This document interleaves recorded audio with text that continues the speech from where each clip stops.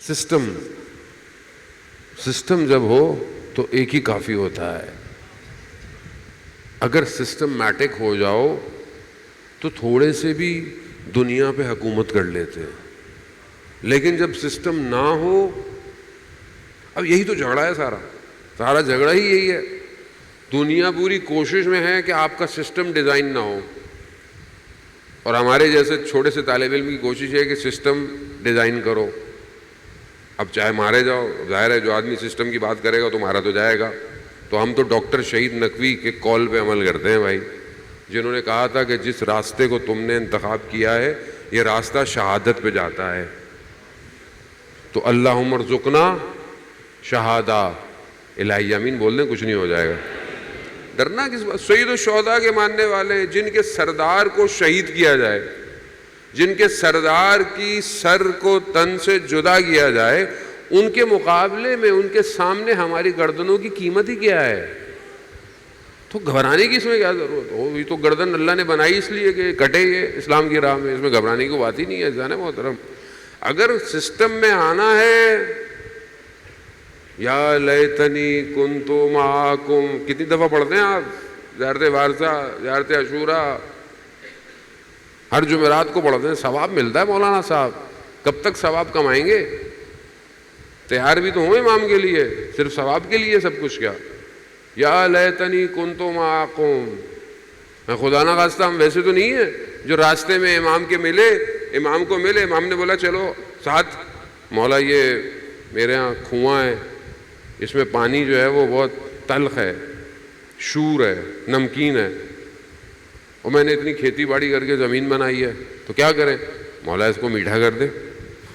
امام نے معجزہ الہی اللہ کے اذن سے اپنے لابدین مبارک سے اس کو میٹھا کر دیا. معجزہ دیکھا, امام نے بولا ہو گیا. امام نے کہا چلو ساتھ چلو. کہا مولا کہاں؟ کہا ہمارے ساتھ چلو. کہا مولا اتنا کیا ہوگا, یہ کھیت یہ سب کچھ جو میں نے بنایا اس کا کیا ہوگا؟ کہا مولا میرا گھوڑا لے جائیں, تلوار لے جائیں. امام نے کہا مجھے تمہارے گھوڑے اور تلواروں کی ضرورت نہیں ہے, مجھے تمہاری ضرورت ہے. تو یا لیتنی کیا ہے معنی کیا ہے اس کے؟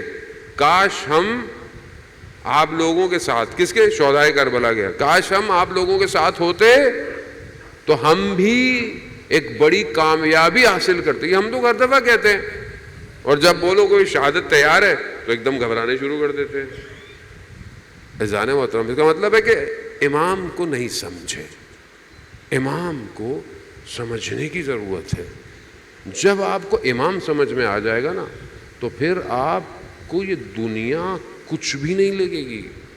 آپ کو جب امام نظر آ جائے, وقت کا امام مل جائے, تو آپ کو کسی چیز کی ضرورت نہیں ہے, اصل کوئی چیز آپ کو روک نہیں. لیکن ظاہر ہے اس امام تک پہنچنے کے لیے مقدمات کی ضرورت ہے, تیاری کی ضرورت. ایسے تو ہر کوئی نہیں پہنچ سکتا, ہر کوئی کربلا نہیں پہنچا.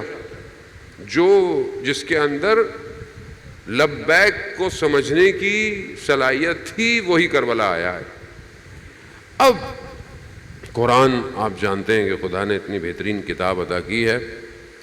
قرآن جو ہے وہ امام جو ہے وہ قرآن میں پروردگار سورہ ابراہیم, ہم نے حضرت ابراہیم کا واقعہ بھی کل آپ کی خدمت میں بیان کیا, اس میں پروردگار شروع میں کہہ رہا ہے, پہلی آیت میں الف لام را, کہ ہم نے اس کتاب کو تمہارے اوپر نازل کیا, بھیجا, اس کتاب کو بھیجا.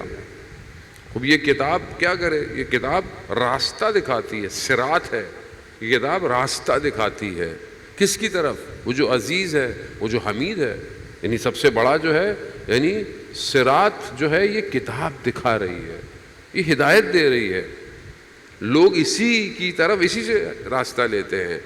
تو ابھی اگر ہم یہ دیکھیں کہ ہم چاہتے ہیں کہ ہم اس سسٹم کو ڈیزائن کریں, سسٹم ہے, ایسا نہیں ہے کہ سسٹم ہے. اللہ نے دونوں سسٹم ایک ساتھ, دونوں زمین پر آئے ہیں, دونوں آپس میں ٹکراتے گئے. میں نے آپ کے سامنے چند دنوں میں تھوڑا خلاصہ پیش کیا کہ ہر نبی کو کیسے سامنا کرنا پڑ گیا. ہمیں کیا کرنا ہے؟ ہمیں اس سسٹم کا پارٹ بننا ہے. ہمیں نئے سسٹم ڈیزائن کرنے کی ضرورت نہیں، سسٹم ہے آلریڈی، سسٹم چل رہا ہے، امام کا نیٹ ورک چل رہا ہے دنیا کے اندر۔ حدیث ہے کہ امام جو ہیں ہمارے نزدیک پیدا ہو چکے ہیں، اہل سنت کے یہاں پیدا ہوں گے، اس سے کوئی فرق نہیں پڑتا۔ امام کے اطراف میں امام کے لوگ موجود رہتے ہیں، اوتاد امام کے آس پاس رہتے ہیں، امام کے رجال الغیب جسے کہتے ہیں وہ امام کے ساتھ، یہ جہاں امام نے ان کی ڈیوٹی لگائی ہے وہ دنیا میں رہتے ہیں اور وہ کام کر رہے ہیں اپنا، ان کا کام ہے۔ کچھ جگہوں پر کسی کی تعداد 300 ہے، کسی کی 60 ہے، ڈفرینٹ تعداد ہے۔